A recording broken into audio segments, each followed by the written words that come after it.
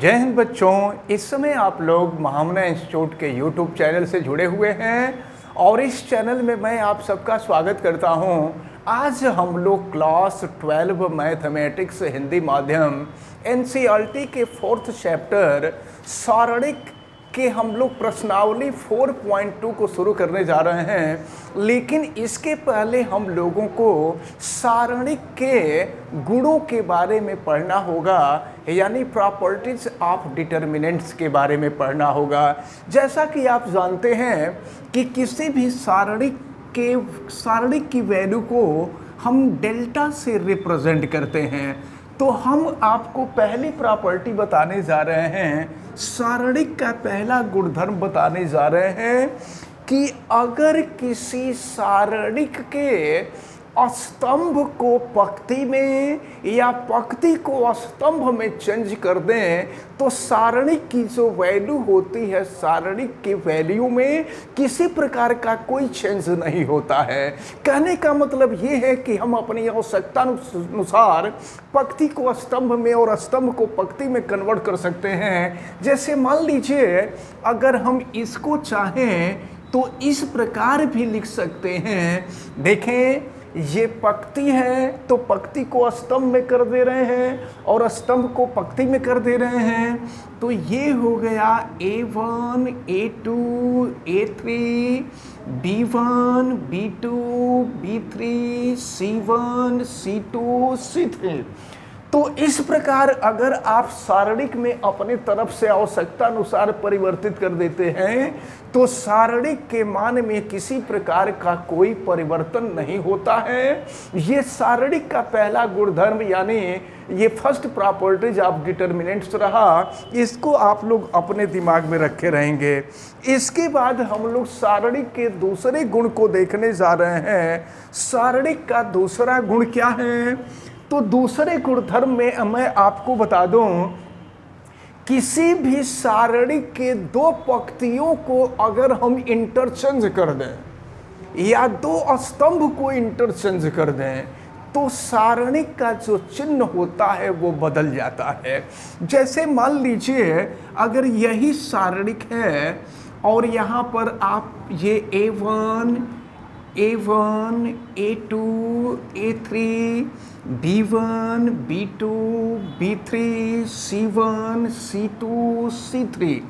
अब अगर हम पंक्ति को दो पंक्तियों को या दो स्तंभों को हम इंटरचेंज कर दें तो आप देख रहे हैं ये पहली पंक्ति R1 है, ये दूसरी पंक्ति R2 है, ये तीसरी पंक्ति R3 है और ये पहला स्तंभ है, इसको हम C1 से रिप्रेजेंट करते हैं, C2 से रिप्रेजेंट करते हैं, C3 से रिप्रेजेंट करते हैं।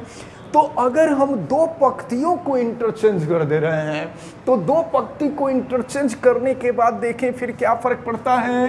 तो अब अगर हम R2 के जगह पे R1 और R1 के जगह पे R2 कर दें तो फिर ये हो जाएगा आपका B1, B2, B3 और फिर ये हो जाएगा A1, A2, A3 और फिर ये हो जाएगा C1, C2, C3।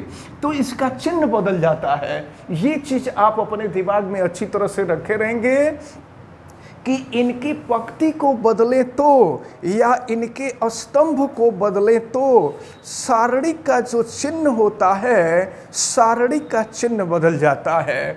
अब इसमें जो तीसरा प्रगुण है, हम तीसरा प्रगुण आपको बताने जा रहे हैं और तीसरा प्रगुण बहुत ही महत्वपूर्ण है, इसकी ज़रूरत हमको पड़ेगी।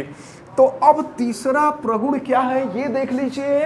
अब जैसे मान लीजिए किसी भी सारणिक के दो स्तंभ अथवा दो पंक्ति के अवयव समान हों तो उस सारणी का जो मान होता है वो शून्य होता है। सपोज कीजिए ये जो है A1, A2, A3 है और ये अगर आपका ये भी A1, A2 और A3 हो जाता है तो किसी भी सारणी के दो पंक्ति, ये कोई जरूरी नहीं कि पंक्ति में ही, किसी भी सारणिक के दो पंक्ति या दो स्तंभ के अवयव अगर समान हो जाएं तो उस सारणिक का जो मान होता है उस सारणिक का मान शून्य होता है। अच्छा, अब एक चीज और आप देखें, हम आपको चौथा गुण बताने जा रहे हैं, चौथा प्रगुण बताने जा रहे हैं। कुछ प्रगुण हैं जो काफी महत्वपूर्ण है। ये जो तीसरा प्रगुण हमने बताया, ये तीसरा प्रगुण जो है बहुत महत्वपूर्ण है। अब अगर मान लीजिए कि कोई सारणिक है, यही सारणिक है, ये ऊपर वाली ही सारणिक है, ये है A1 A2 A3 B1 B2 B3 C1 C2 C3। तो अब अगर ये सारणिक है और सारणिक के प्रत्येक पद में या प्रत्येक एलिमेंट, ऐसे कह लीजिए कि इस सारणिक के किसी भी स्तंभ अथवा पंक्ति के प्रत्येक अवयव में अगर किसी निश्चित संख्या से गुणा है तो सारणिक का मान उतना ही गुना हो जाता है। तो इसका क्या मतलब हुआ? मान लीजिए कि हम इसके प्रत्येक अवयव में हम 2 से गुणा कर देते हैं। मान लीजिए ये पहला स्तंभ है, पहले स्तंभ के प्रत्येक अवयव में 2 से हम गुणा कर दिए, या ये कोई जरूरी नहीं कि पहले ही स्तंभ में करें, दूसरे स्तंभ में कर सकते हैं, तीसरे स्तंभ में कर सकते हैं, पहली पंक्ति में कर सकते हैं, दूसरी पंक्ति में कर सकते हैं, तीसरी पंक्ति में कर सकते हैं, किसी में भी कर सकते हैं। तो इस स्थिति में जो सारणिक होता है, सारणिक का मान अगर हम 2 से गुणा कर रहे हैं तो 2 गुना हो जाएगा, 3 से गुणा कर रहे हैं तो 3 गुना हो जाएगा, 4 से गुणा करेंगे 4 गुना हो जाएगा, अगर 5 से गुणा करेंगे तो 5 गुना हो जाएगा। यानी फिर ये हो जाएगा आपका A1 A2 A3, ये हो गया B1 B2 B3 C1 C2 C3। यानी सारणी की जो वैल्यू है वो पहले की 2 गुनी हो गई। इसको भी आप अच्छी तरह से ध्यान में रखे रहेंगे। अब इसके बाद जो 5वां गुणधर्म है, इस 5वें गुणधर्म को भी हम देख लेते हैं।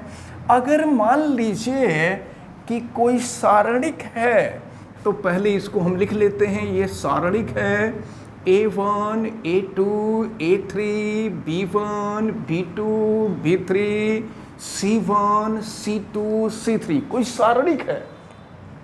और अगर सारणिक के प्रत्येक अवयव में और ये भी समझ लीजिए, प्रत्येक अवयव का मतलब स्तंभ के प्रत्येक अवयव में, तो वो भी सभी अवयव में नहीं, किसी भी स्तंभ के प्रत्येक अवयव में या किसी भी पंक्ति के प्रत्येक अवयव में कोई निश्चित संख्या जुड़ी हो या घटी हुई हो। जैसे मान लीजिए हम पहले वाले में ही यहाँ हम प्लस लैम्डा कर दे रहे हैं, प्लस लैम्डा, तो अब इसको हम 2 सारणिकों के योग के रूप में लिख सकते हैं।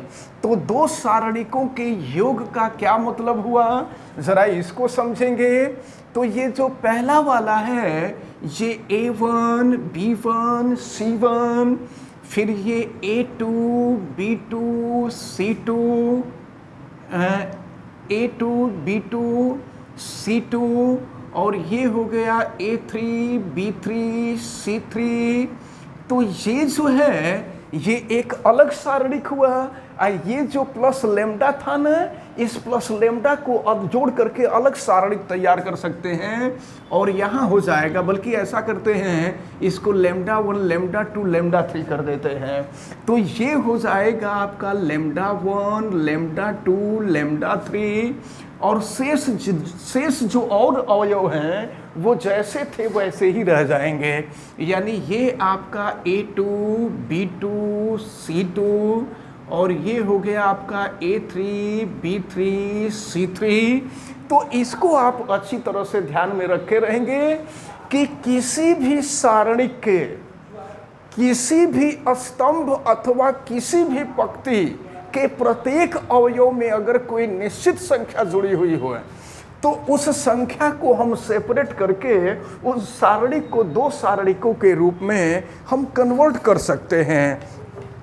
तो इस प्रकार आप लोग सारणिक के जो महत्वपूर्ण गुण हैं, सारणिक के महत्वपूर्ण गुणों को आपने देखा है।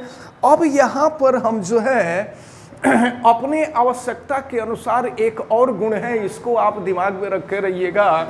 जैसे मान लीजिए कोई सारणिक है, तो सारणिक के किसी स्तंभ में किसी निश्चित संख्या से गुणा करके, तो हम केवल स्तंभ ही नहीं, किसी स्तंभ अथवा किसी पंक्ति के प्रत्येक अवयव में गुणा करके उसको किसी दूसरे स्तंभ या पंक्ति में से घटाया जाए, तो घटाने के बाद जो मान प्राप्त होता है वहाँ से सारणिक के मान में किसी प्रकार का कोई परिवर्तन नहीं होता है।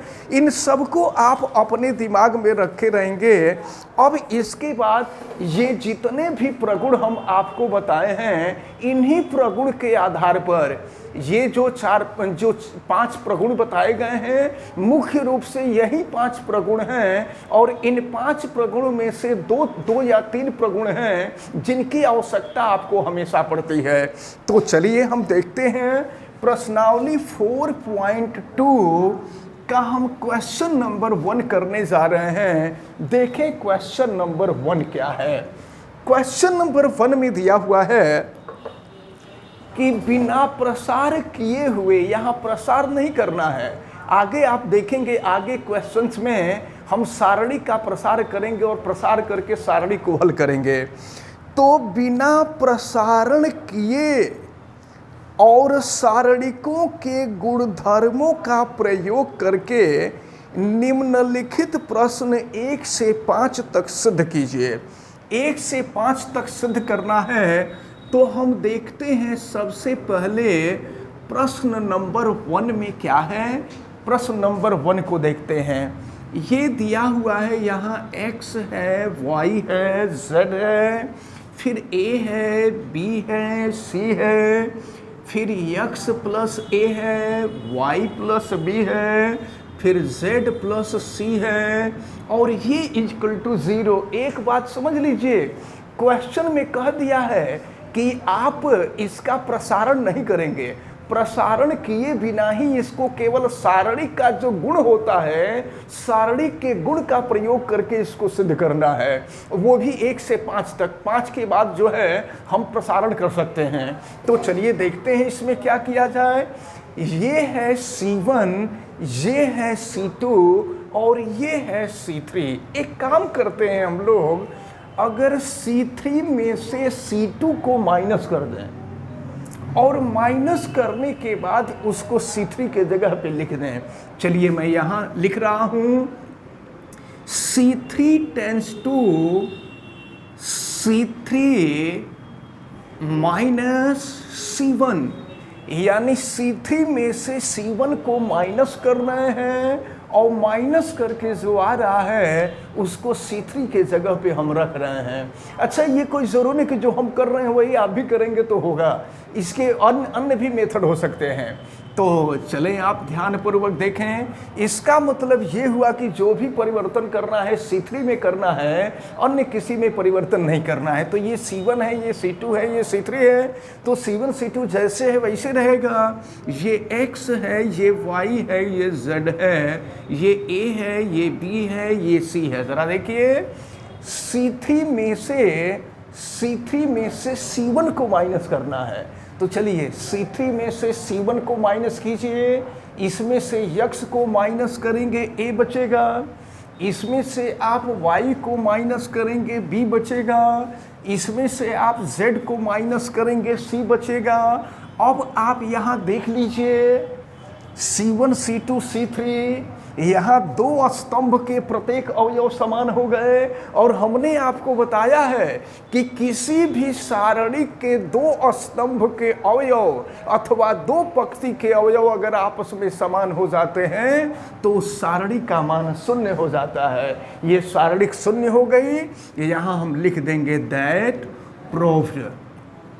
तो इसी तरह से अन्य भी तरीका आप अपना सकते हैं। ये कोई ज़रूरी नहीं कि जिस तरीके को हमने अपनाया है वही तरीका आप अपनाएंगे तो आप क्वेश्चन सॉल्व कर पाएंगे। अब हम क्वेश्चन नंबर 2 को देखते हैं। इसको सॉल्व करना है तो एक काम कर दिया जाए ना, ये देखें कि ये C1 है, C2 है, C3 है। हम चाहें तो सबको जोड़ भी सकते हैं, C1 plus C2 plus C3 कर सकते हैं। और चलिए हम कर रहे हैं C1 plus C2 plus C3। अच्छा, एक चीज़ हम आपको ये भी बता दें कि अगर बहुत डिटेल में न लिख करके केवल शॉर्ट में आप लिख देना C1 plus C2 plus C3, तो इसका मतलब ये हुआ कि C1 C2 C3 तीनों को जोड़ करके C1 के जगह पर ही लिखना है। इसका भी मतलब यही होता है।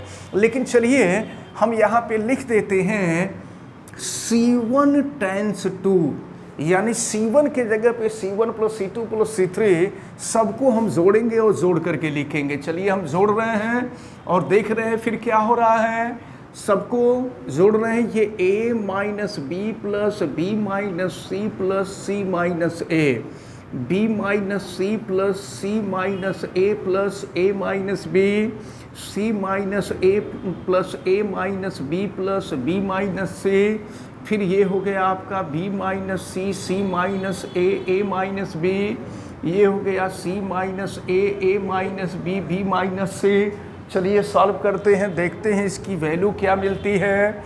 तो ये देखिए b से b कैंसिल होगा, c से c कैंसिल होगा, a से a कैंसिल हो जाएगा, फिर यहाँ b से b कैंसिल, c से c कैंसिल, a से a कैंसिल हो जाएगा, फिर यहाँ देखें c से c कैंसिल होगा, a से a कैंसिल होगा, b से b कैंसिल होगा, फिर देखें क्या आपको मिल रहा है 0 0 0, b minus C, C minus A minus B, फिर c minus A minus B, B minus सी। अब एक चीज़ और बता दें, एक प्रगुण आप यहाँ से भी अपने दिमाग में रख लीजिए, और वो प्रगुण ये है कि अगर किसी सारणिक के किसी भी स्तंभ अथवा किसी भी पंक्ति के सभी अवयव शून्य हों तो भी उस सारणी का मान शून्य होता है। और यहाँ आप देख रहे हैं कि पहले स्तंभ के जितने भी अवयव हैं सभी अवयव शून्य हैं, इसलिए इस सारणी का मान शून्य होगा। और यहाँ पर फिर हम लिख देंगे दैट प्रूव्ड। अब फिर आगे बढ़ते हैं, इसी तरह से हम लोग देखते हैं क्वेश्चन नंबर 3 को। अब हम देखते हैं क्वेश्चन नंबर 3 को। क्वेश्चन नंबर 3 में इसको 0 के इक्वल लाना है। ये C1 है, ये C2 है, ये C3 है। थोड़ा सा कुछ अपने दिमाग का भी प्रयोग हम लोगों को करना होगा। हम देखें कुछ ऐसा काम करें कि 2 स्तंभ अथवा 2 पंक्ति के अवयव समान हो जाएं। तो 2 स्तंभ अथवा 2 पंक्ति के अवयव समान हो जाएंगे तो सारणी का मान शून्य हो जाएगा। तो चलिए हम लोग कोशिश करते हैं। अच्छा, अगर 7 में 9 से गुणा कर दें तो 63 हो जाएगा, और 65 में से 63 घटा दें तो 2 हो जाएगा। अगर 8 में 9 का गुणा कर दें तो 72 हो जाएगा, और 75 में से 72 घटा दें तो 3 हो जाएगा। सेम मिल रहा है। तो एक काम करते हैं, देखिए यहाँ पर हम यहाँ पर लिख रहे हैं C3 tense to C3 minus 9C2। मतलब क्या, C2 में हम 9 से गुणा कर रहे हैं और 9 से गुणा करने के बाद C3 में से घटा रहे हैं, और घटाने के बाद जो मान आ रहा है उसको C3 के जगह पे लिख देंगे। यानी जो भी परिवर्तन करना है C3 के जगह पे करना है, अन्य कहीं जगह परिवर्तन नहीं करना है। तो अन्य सबको हम कॉपी कर सकते हैं। ये हो गया 2 हो गया, 3 हो गया, 5 हो गया, 7 हो गया, 8 हो गया, 9 हो गया। ये C3 है, ये C2 है। देखिए इसमें 9 से गुणा किए 63, और 65 में से 63 को घटा देना है। इसमें 9 से गुणा किए 72, और फिर क्या करेंगे 75 में से 72 को घटा देना है। 75 में से 72 को माइनस कर देना है, और फिर ये है आपका